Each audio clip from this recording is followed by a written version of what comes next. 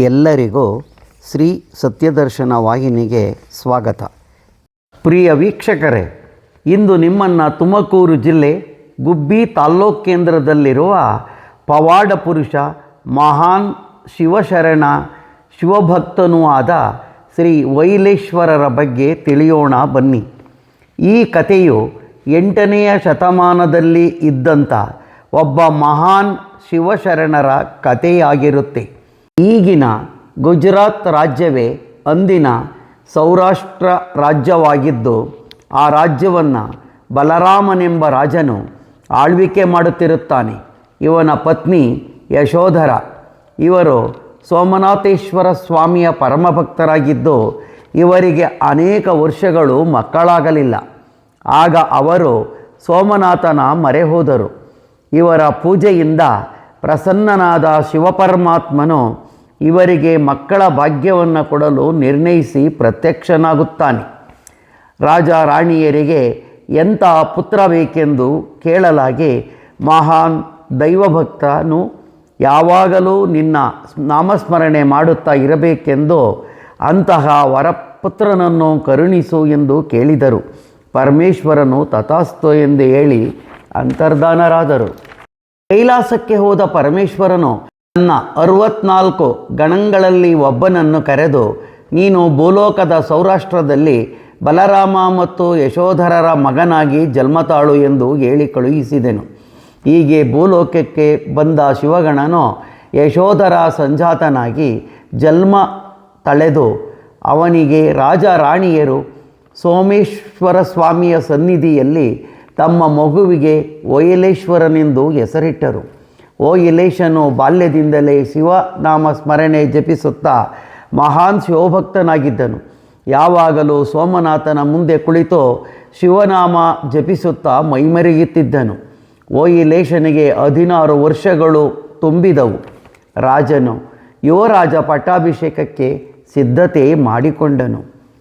ವಿಷಯ ತಿಳಿದ ವೈಲೇಶ್ವರನು ರಾತ್ರೋರಾತ್ರಿ ಮನೆಯನ್ನು ಬಿಟ್ಟು ದಕ್ಷಿಣ ದೇಶದ ತಮಿಳುನಾಡು ಅಂದಿನ ಪಾಂಡ್ಯ ರಾಜ್ಯಕ್ಕೆ ಬರುತ್ತಾನೆ ಮತ್ತು ಭಗವಾನ್ ಶಿವನನ್ನು ಕುರಿತು ತಪಸ್ಸು ಮಾಡುತ್ತಾನೆ. ಇವನ ತಪಸ್ಸಿಗೆ ಮೆಚ್ಚಿದ ಪರಮೇಶ್ವರನು, ಹೋಯಿಲ, ನಿನಗೇನು ಬೇಕೆಂದು ಕೇಳಲು ಪರಮಾತ್ಮ, ನಾನು ಪ್ರತಿನಿತ್ಯ ನಿನ್ನ ಸನ್ನಿಧಿಗೆ ಬರಬೇಕು, ಅಲ್ಲಿ ನಿನ್ನ ಮತ್ತು ತಾಯಿ ಪರಮೇಶ್ವರಿಯ ಪೂಜೆಯನ್ನು ಮಾಡಬೇಕು ಎಂದು ವರ ಕೇಳಿದನು. ಪರಮೇಶ್ವರನು ವರ ನೀಡಿದನು.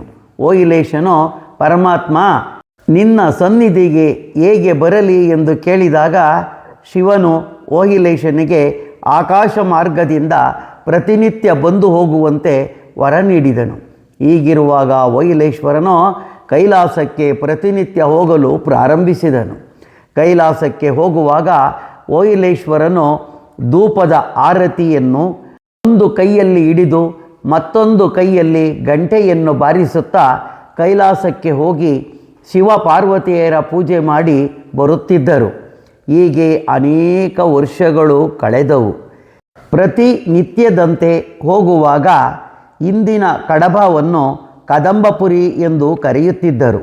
ಈ ಕದಂಬಪುರಿಯ ರಾಜನು ಇಂದಿನ ಗುಬ್ಬಿ ಅಂದಿನ ಚಟಕಪುರಿ ಪಟ್ಟಣಕ್ಕೆ ರಾಣಿ ಸಮೇತ ಬಂದಿದ್ದನು.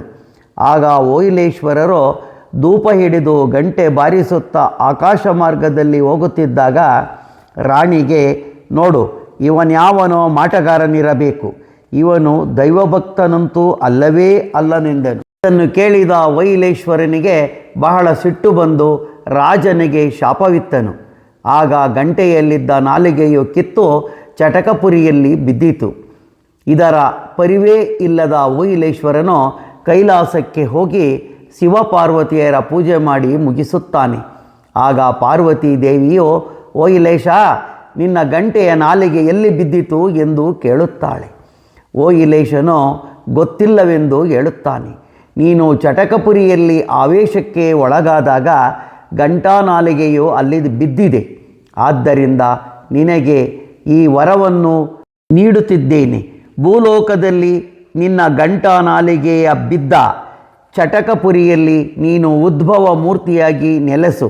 ಹಾಗೂ ಕಲಿಯುಗ ಸಮಾಪ್ತಿಯ ಕಾಲದಲ್ಲಿ 64 ಗಣಗಳಲ್ಲಿ ಪ್ರಥಮ ಸ್ಥಾನವನ್ನು ಕೊಟ್ಟು ನಿನ್ನನ್ನು ಕೈಲಾಸಕ್ಕೆ ಕರೆಸಿಕೊಳ್ಳುವುದಾಗಿ ವರವನ್ನಿತ್ತಳು. ಆ ಘಂಟಾನಾಲಿಗೆಯು ಬಿದ್ದ ಸ್ಥಳದಲ್ಲಿ ಓಯಿಲೇಶ್ವರನು ಉದ್ಭವ ಮೂರ್ತಿಯಾಗಿ ನೆಲೆ ನಿಂತನು. ಆಗ ಶಿವಶರಣರೆಲ್ಲರೂ ಸೇರಿ ಒಂದು ಭವ್ಯ ದೇವಾಲಯವನ್ನು ಕಟ್ಟಿಸಿದರು. ಇಂದಿಗೂ 8ನೆಯ ಶತಮಾನದ ದೇವಾಲಯ ಓಯಿಲೇಶ್ವರ ಮೂರ್ತಿಯನ್ನು ಗುಬ್ಬಿ ಪಟ್ಟಣದ ಜವಳಿಪೇಟೆಯಲ್ಲಿ ಕಾಣಬಹುದಾಗಿದೆ. ಈಗ ಇದು ಒಂದು ಮನೆತನದ ಸ್ವಂತ ದೇವಾಲಯವಾಗಿದೆ. 1187, 1197, 1200, 1280, 1217ರ ಶಾಸನಗಳಲ್ಲಿ ಓಯಿಲೇಶ್ವರರ ಬಗ್ಗೆ ಉಲ್ಲೇಖ ದೊರೆಯುತ್ತದೆ. ಶ್ರೀ ಗುಬ್ಬಿ ಚನ್ನಬಸವೇಶ್ವರರು ಈ ಓಯಿಲೇಶ್ವರರಿಗೆ ಪೂಜೆ ಸಲ್ಲಿಸುತ್ತಿದ್ದರೆಂದು ಹೇಳುತ್ತಾರೆ.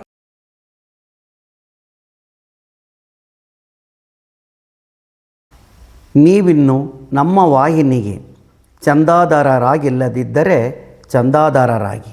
ಧನ್ಯವಾದಗಳು.